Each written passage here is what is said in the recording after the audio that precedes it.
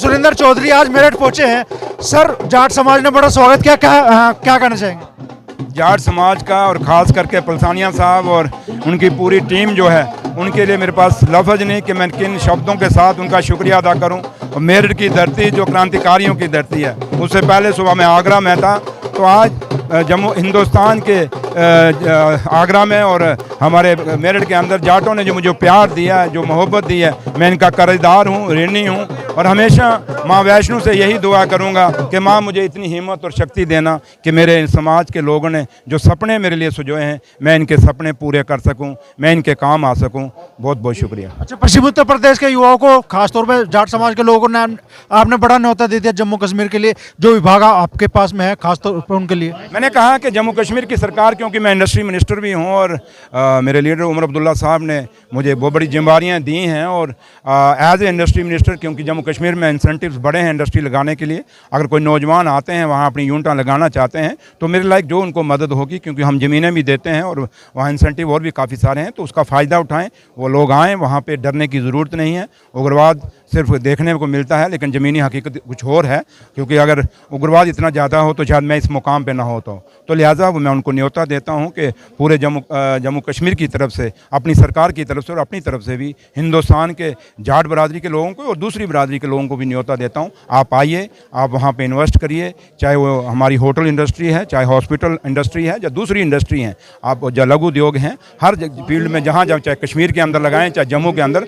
आप इन्वेस्ट करें। और जो भी हमारी तरफ से जो सहूलतें आपको एज ए सरकार के डिप्टी चीफ मिनिस्टर होने के नाते मेरी तरफ से जो भी मदद होगी मैं भी करूंगा, और मेरे मुख्यमंत्री जनाब उमर अब्दुल्ला साहब भी पूरा सहयोग और मदद करेंगे।